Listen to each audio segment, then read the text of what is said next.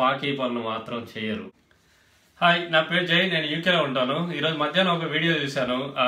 ఒక అమ్మాయి యూఎస్ నుండి ఫ్రస్ట్రేటెడ్ యూఎస్ స్టూడెంట్ అని చెప్పేసి ఒక వీడియో చేసి పెట్టింది. సో అమ్మాయి చెప్పిన దాంట్లో తప్పేం లేదు.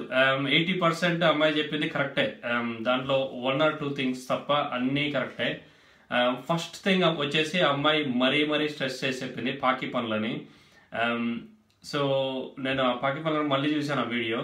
యాక్చువల్గా అమ్మాయి బేబీ సిట్టింగ్ని కొంచెం వెటకారంగాను కొంచెం మొరటుగా చెప్పింది. సో బేబీ సిట్టింగ్ అనేది అది కామన్, ఎక్కడ మన దగ్గర కూడా అంతే. పిల్లల్ని వదిలేసి ఎక్కడ బయటకు వెళ్ళాలంటే మన పేరెంట్స్ దగ్గర లేదంటే తెలిసిన దగ్గర ఎక్కడో వదిలేసి వెళ్తాము. ఇక్కడ అంతే, తెల్లలు ఎక్కడ బయటకు వెళ్ళేటప్పుడు బేబీ సిట్టర్స్ అని చెప్పేసి వాళ్ళని హైర్ చేసుకుంటారు వాళ్ళ పిల్లల్ని చూడడానికి.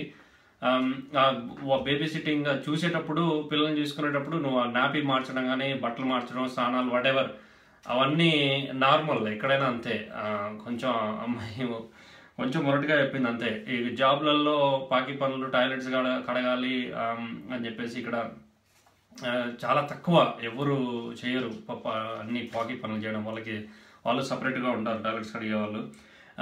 నెక్స్ట్ వచ్చేసి రెంట్ ఇవన్నీ నార్మల్. స్టూడెంట్స్ ఉన్నప్పుడు ఎక్కువ ఎఫోర్డ్ చేసుకోలేం కాబట్టి 6 మెంబర్స్ అలా ఉండడం అనేది కామన్. 2 bedroom, మేము 2 bedroomలో 6 members ఉండేవాళ్ళం స్టూడెంట్స్ ఉన్నప్పుడు ఇయర్స్ ఎగో. సో అంతా కామన్. బగ్స్ ఇల్లు నీట్గా లేకపోతే బగ్స్ వస్తాయి, అది ఎక్కడైనా ఉండేటివి. అమ్మాయికి పాపం కొత్తగా ఉండొచ్చు, ఇండియాలో ఉన్నప్పుడు ఎప్పుడు తెలియకపోవచ్చు.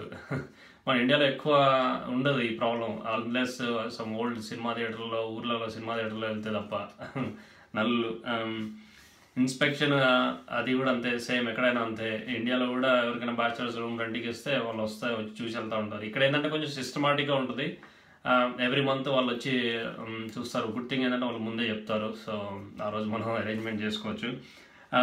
వాటర్ పబ్లిక్ ట్యాప్స్ ఫౌంటైన్స్ ఎందుకుండో నాకు తెలియదు. వాటర్ ఎవరి ఇంట్లో వాళ్ళు ట్యాప్స్ ఉంటాయి, ట్యాప్ నుంచే తాగుతారు కోల్డ్ వాటర్. అమ్మాయి యూజువల్గా ఒక అపార్ట్మెంట్లో చాలామంది తెలుగు వాళ్ళు ఉన్నప్పుడు అందరూ పరిచయం ఉంటారు.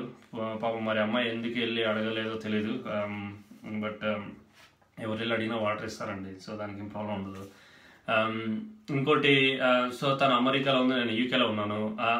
But most of the things same. అమ్మాయి చెప్పిన దాంట్లో like I said 80% of the చెప్పింది నిజమే.